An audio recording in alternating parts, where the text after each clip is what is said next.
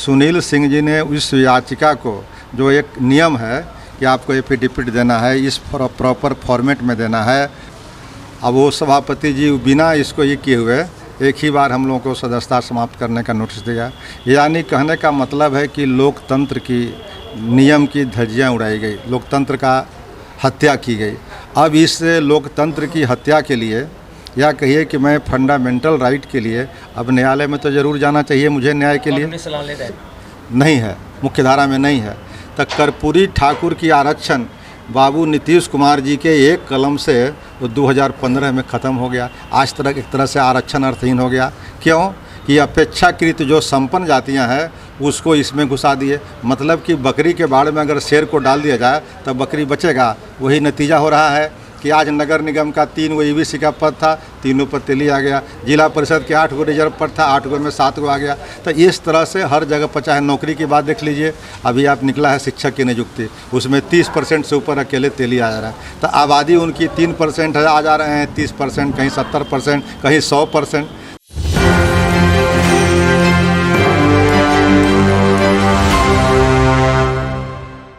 नमस्कार, मेरा नाम सदंजड़। आप देख रहे हैं न्यूज़ 24। हमारे साथ बातचीत करने के लिए राजद के पूर्व एमएलसी प्रोफेसर रामबली सिंह चंद्रवंशी हैं। कल ही इनकी सदस्यता रद्द कर दी गई है। सभापति देवेश चंद्र ठाकुर के द्वारा यह निर्णय लिया गया कि इनके सदस्यता रद्द करने का। ऐसा क्यों हुआ?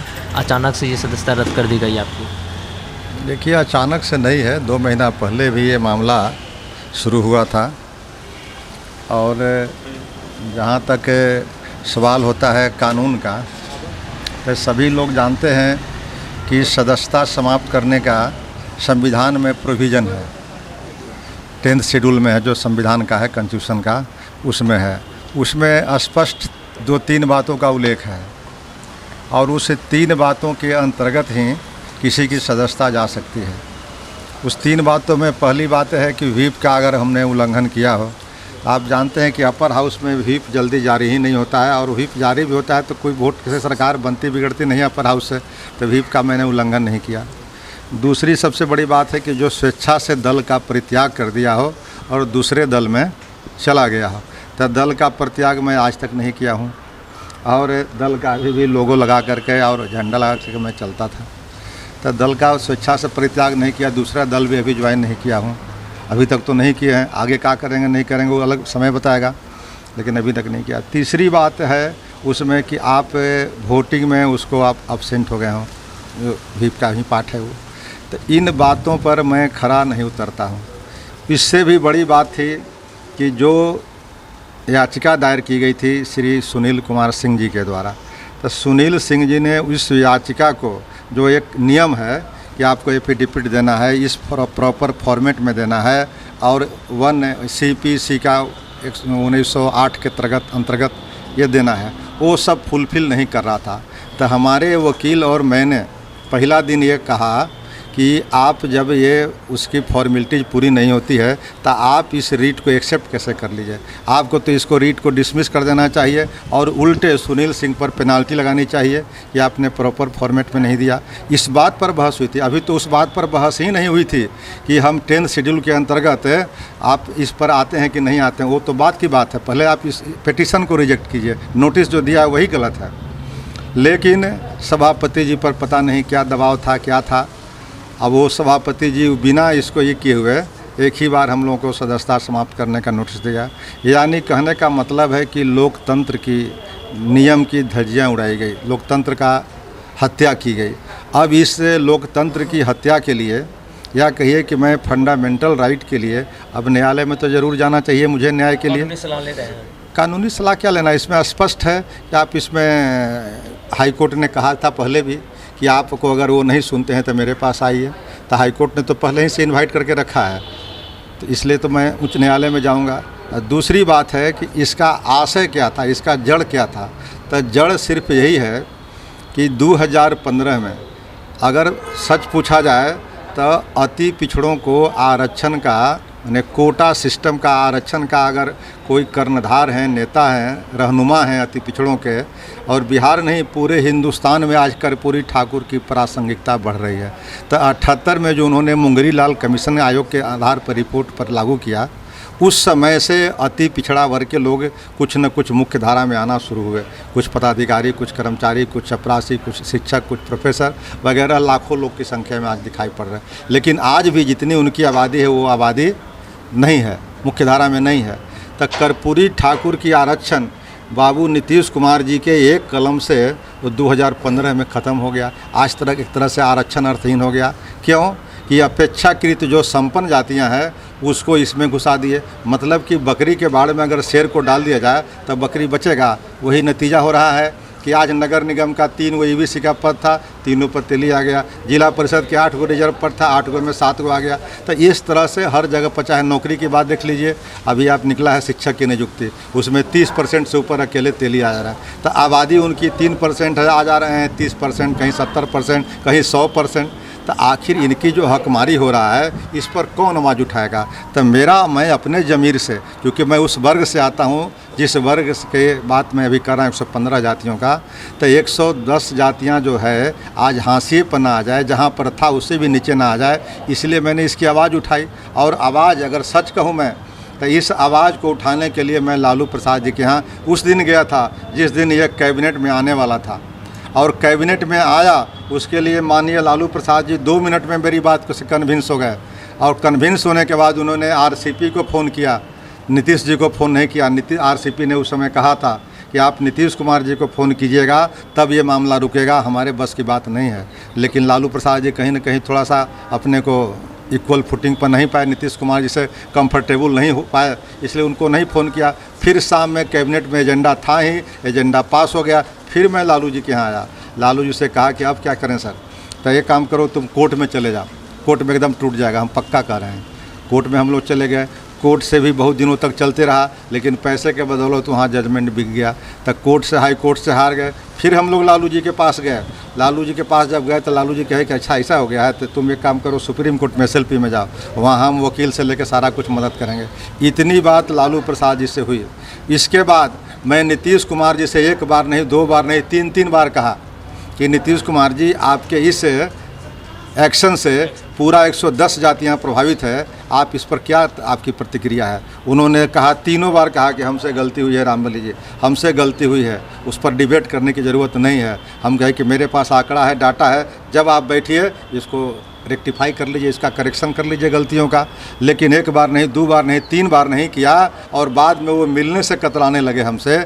तब हम समझ गए कि इनकी मंशा 8 सालों में भी नहीं समझ में आई कि इन अति पिछड़ों को क्या हर्ज हो रहा है, क्या नुकसान हो रहा है, क्या हकमारी हो रहा है। तो वैसे परिस्थिति में 110 जातियों की लड़ाई को लड़ना, अगर मैंने लड़ा तो यह सामाजिक मुद्दा था। अगर दल के मुखिया या दल के कर्ता धर्ता अगर हमको बुला करके इस पर डिबेट करते कि रामबली जी ने जो समस्याएं उठाई है उसमें कितना दम है, कितना सच्चाई है, इस बात पर अगर हमसे बहस होती तो मुझे भी यकीन होता, मैं इत्मीनान होता कि दल के मुखिया और दल ने मेरे इस सवाल पर आज संज्ञान लिया और इस पर बहस किया। मेरे पास जो डाटे आंकड़े थे उसके आधार पर बातें आगे बढ़ती। लेकिन दल के मुखिया ने संज्ञान नहीं लिया और इस पर चर्चा नहीं किया। उल्टे तेजस्वी जी का बराबर फ़ोन आया 1 बार 2 बार कि आप इस अभियान को बंद कर दीजिए। अब बताइए कि जब मैं इस अभियान को लेकर के पब्लिक में बढ़ गया हूं और मैं बंद करूंगा तो मेरे पर गद्दारी का स्टिग्मा लगेगा। तो इसलिए मैंने कहा कि आप अपने पिताजी से पूछ लीजिए। पिताजी के साथ मेरी इस पर कई राउंड बात हुई थी, आप उनसे पूछ करके आप कन्विंस हो जाइए। अगर कोई दिक्कत रहेगी तो मुझे आप बुला लीजिएगा, मैं इस पर बात कर लूँगा। अभी हमारा अभियान जो चल रहा है बिल्कुल सामाजिक अभियान है। अब मैं तो यहाँ तक कहता हूँ कि उससे राष्ट्रीय जनता दल को फ़ायदा था, राजनीतिक रूप से भी और सामाजिक रूप से भी ये न्याय की बात थी। लेकिन पता नहीं राजद नेतृत्व को क्या समझ में आई बात, कुछ चाटुकारों के द्वारा, कुछ दलालों के द्वारा गलतफहमी फैलाई गई कि रामबली जी के एक्शन से पार्टी को नुकसान हो रहा है। लेकिन अब सच कहिए तो आपने देखा होगा कि सुधाकर सिंह जी जो पूर्व कृषि मंत्री हैं, वर्तमान में विधायक हैं, उन्होंने जो बातें कही है मीडिया के द्वारा सरकार पर और सरकार के मुखिया पर और पार्टी पर, या सुनील सिंह जी ने जो घिनौनी बातें की है उस पर कोई नोटिस नहीं लिया गया। और मैं जब अति पिछड़ा वर्ग की बात कर रहा था, मैं 110 जातियों की बात कर रहा था, जो हाशिए पर लोग थे उसकी बात कर रहा था, तो उस पर इस तरह की एक्शन हो रही है। यह कहीं न कहीं से। अच्छा, एक बात बताइए, प्रोफेसर रामबली सिंह चंद्रवंशी अति पिछड़ा के समर्थन करते हैं, उनके लड़ाई के लिए पूरे मैदान में घूमते हैं, पूरे बिहार का भ्रमण करते हैं और सरकार एक और विरोध कर रही है। इसके लिए एमएलसी का पद चले जाता है, निष्कासित कर दिया जाता है, आपको निकाल दिया जाता है। तो ये तो हमारे लोग को सोचना है। अब ये सवाल तो हमारे लोगों में 110 जातियों में जिसकी आबादी 36% है, मैं 36% भी नहीं मानता हूँ, उससे भी ज़्यादा उसकी आबादी हो सकती है। बावजूद इसके सरकार ने जो आंकड़े जारी किए हैं 36% का, आखिर 36% की बात अगर वॉइस को मैं रख रहा हूँ तो सरकार को संज्ञान में लेना चाहिए, सरकार को उसकी चिंता करनी चाहिए। एक तरफ जननायक कर्पूरी ठाकुर को नागरिक सम्मान का जो सर्वोच्च पद होता है वह भारत रत्न दिया जाता है, और दूसरे तरफ कर्पूरी ठाकुर जिसकी राजनीति करते थे, निचले व्यक्ति को जिस समाज से आते थे, उस समाज के राजनीति करने वाले को आप सदस्यता से हटा देते हैं, तो इसलिए तो संदेश तो गलत जाएगा ही, इसमें कोई दो मत नहीं है। लेकिन आने वाला चुनाव में राष्ट्रीय जनता दल को या जो लोग इसमें इन्वॉल्व है उनको जनता सबक सिखाएगी। मेरा क्या है, मैं तो 2 साल एमएलसी नहीं रहूँगा, इससे मैं कोई बड़ी बात नहीं बनती है, लेकिन जिन मुद्दों को मैंने उठाया है उस मुद्दों को अंतिम परिणति तक ले जाना मेरी प्राथमिकता है, और उसके लिए एक बार नहीं 100 बार भी मेरी सदस्यता बंद होगी, सदस्यता रद्द होगी, तो उसके लिए मैं डंके की चोट पर कहता हूँ तैयार हूँ इस तरह के कुर्बानी देने के लिए, इस तरह के शहीद होने के लिए। मुझे मलाल नहीं है। प्रदेश अध्यक्ष जगदानंद सिंह के द्वारा कारण बताओ नोटिस 3 बार दिया गया, लेकिन प्रोफेसर रामबली सिंह चंद्रवंशी पेश नहीं हुए। ये भी सरासर जगदानंद सिंह झूठ बोलता है। लिखा हुआ है तो जगदानंद सिंह ने 2 बार नोटिस दिया, वो शो करने के लिए। 1 बार नोटिस दिया है, उसका नोटिस मेरे पास है, उसका जवाब भी मैंने दिया है, और उस जवाब को ही लोग ने चर्चा। ये सब मामला जब कोर्ट में आएगी तब प्रूफ के साथ मैं कहूँगा। मैं तो चंदा भी दिया हूँ, मेरा पिछले महीना तक 10,000 रुपया महीना में भी कटते रहा है, और सदस्यता का भी मैं रसीद चुकाया हूँ। इसलिए ये सब बात जो अनर्गल जो बातें उनके द्वारा की गई है, ये प्लॉटिंग किया गया कि इसको निकालने के लिए। क्या तेजस्वी प्रसाद यादव दारू पीते हैं, ये भी एक आरोप है आपके ऊपर? देखिए, ये आरोप नहीं था तेजस्वी प्रसाद दारू पीते हैं, इसका अगर सच मैं कहूँ तो यह स्टिंग ऑपरेशन में, जैसे गोसिप हम लोग करते हैं बैठ करके, उसी तरह के कोई स्टिंग ऑपरेशन। क्या ये मेरा बयान नहीं था, मेरा प्रेस कॉन्फ्रेंस नहीं था, मेरा कोई वक्तव्य नहीं था, लेकिन उसमें भी मैंने ये बात कहा था कि दारू पर जो रोक लगाई है बिहार सरकार ने वो पूरी तरह इफेक्टिव नहीं है। कई जहरीली शराब के लोग मर रहे हैं, उसी पर प्रसंग निकला हुआ था।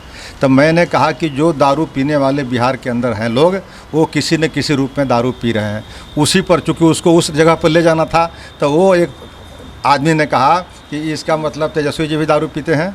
आप कह रहे हैं कि जो दारू पीने वाले हैं सब पीते हैं। हम कहें कि तेजस्वी जी हो या कोई जज हो या कोई प्रोफेसर हो या कोई आम व्यक्ति हो, जो दारू पीने वाला एडिक्टेड है वो किसी न किसी रूप में पी रहा है, उसका डिलीवरी सिस्टम बदल गया। अब उसमें उसको आधा बात को ख़त्म कर दिया कि मैंने कहा जो पीते थे, अगर तेजस्वी जी पीते थे तो तेजस्वी जी भी पी रहे होंगे। तो यह बात में सदस्यता निर्हरण का कोई मामला नहीं है। कोई दारू पीता है या कोई दारू नहीं पीता है तो वो व्यक्ति साबित करेगा कि हम दारू नहीं पीते हैं, या वो मानहानि का मुकदमा कर सकता है कि हम पर दारू नहीं पीते हैं तो हम पर आरोप लगाएं। लेकिन मामला ये सदस्यता निर्हरण का, सदस्यता समाप्त करने का, ये दारू से कोई मतलब नहीं है। मतलब है पॉलिटिकल, सोशल। विधान परिषद का सदस्यता रद्द हो चुका है अब आपका, किसी दूसरे दल में जाने की तैयारी में है? देखिए, दल के जाने की तो प्राथमिकता मेरी अभी तक नहीं है और आगे भी नहीं है। इसलिए मैं ये कह रहा हूँ कि मैं तो राष्ट्रीय जनता दल में 1 दिन और 1 महीना से नहीं था, 1 साल से नहीं था। राष्ट्रीय जनता दल का मतलब था, हम समझते थे कि राष्ट्रीय जनता दल जननायक कर्पूरी ठाकुर, अंबेडकर साहब, लोहिया साहब के विचारों पर आधारित है, और हमारा कॉन्स्टिट्यूशन भी कहता है कि जो समाज के विकास में अंतिम पायदान पर लोग हैं उनको आगे लाने के लिए ही पार्टी और दल इस तरह के बनाए जाते हैं, और उसी के अंतर्गत ये मैं काम भी करना चाहता था। मैं तो चाहता तो 2 मिनट के लिए मिल लेता लालू प्रसाद जी से और ये तेजस्वी जी से, तो मेरी सदस्यता बच जाती, लेकिन सदस्यता बचाने का सवाल नहीं था। ये अभी जो ये फैसला लिया गया आनन फानन में, क्योंकि फ्लोर टेस्ट होना है 12 तारीख को, उसमें सभापति भी हटेंगे, तो इसको लेकर तो क्या फैसला नहीं लिया गया? ये फैसला देखिए लिया गया है, इसके पीछे नीतीश कुमार की चालबाजी है। सच मैं कहूँ तो यह तो बीज बो दिया सुनील सिंह ने राजद के द्वारा। अब राजद के द्वारा जल्दीबाजी में, आनन फानन में सरकार बदलने के बाद उस याचिका को वापस नहीं की गई। अब नीतीश कुमार जी के लिए लगा कि याचिका उसका है और एक्शन मैं लिवा देता हूं, चूँकि सभापति उनके हैं, सभापति उनके द्वारा वो एक्शन लिवा दिया कि हम और आरजेडी को एक्सपोज कर सके। मामला यहाँ पर है, और नीतीश कुमार के से मेरी लड़ाई असली थे। और नीतीश कुमार स्टीयरिंग सीट पर बैठा हुआ था। तेली और तमोली और दांगी को लाने के लिए नीतीश कुमार की पहल है। सोशल इंजीनियरिंग के लिए नीतीश कुमार जाना जाता है, इसलिए लालू यादव की इसमें पहल नहीं थी। लड़ाई नीतीश कुमार से है? बिल्कुल, नीतीश कुमार जी जो 2015 में इसको लागू किया और आज भी वही मुख्यमंत्री हैं, तो मैं मांग किनसे करूंगा? मांग तो उन्हीं से न करूंगा। आज तो मैं 28 फरवरी को बिहार विधानसभा का घेराव का कार्यक्रम था, 3 दिन पहले यहाँ पर मीटिंग हुई थी, उसमें हमने कहा था। तो आज तो भाजपा और जनता दल यू दोनों का मैं विरोध करता। कल जब मैं विरोध कर रहा था इस सरकार के, तब लोग कह रहे थे राजद वाले कि भाजपा के एजेंट है, और अब मैं जब भाजपा के भी खिलाफ आ रहा था, 28 तारीख को आ रहा हूँ, तब उसमें लोग कहें कि तो अलग बात कर रहे हैं। तो मैं किसी का एजेंट नहीं हूँ। मेरी प्राथमिकता है 110 जातियों की जो मूल समस्या है उसको उठाना, और उसको उठाने के लिए जिस हद तक मुझे जाना पड़े जाना चाहता हूँ। आप सुन रहे थे प्रोफेसर रामबली सिंह चंद्रवंशी को। इन्होंने साफ तौर पर कहा कि हमारी जो लड़ाई है 110 जाति की, वो लड़ाई हमारी जारी रहेगी। हम आपको बता दें कि इन्हें कल ही राजद के एमएलसी थे, इन्हें निष्कासित कर दिया गया है। इनका साफ तौर पर कहना है कि हमने जो बीज बोया है, हमने जो समाज के बीच में जो गया है 110 जातियों को लेकर, कि उनकी जो लड़ाई है, नीतीश कुमार ने जिस तरीके से उनको बाहर का रास्ता दिखा दिया है अपने आरक्षण से, इनका साफ तौर पर आरक्षण की लड़ाई है। ये आरक्षण की लड़ाई लड़ते रहेंगे। इन्होंने ये भी कहा कि जब हम सत्ता में थे तो हम राजद के भी खिलाफ बोलते थे, जहां हमारी समाज के लिए दिक्कत आएगी हम वहां पर मुकर होकर बोलेंगे। मैं मेरे सहयोगी आशुतोष सिंह के साथ मैं सदन पटना।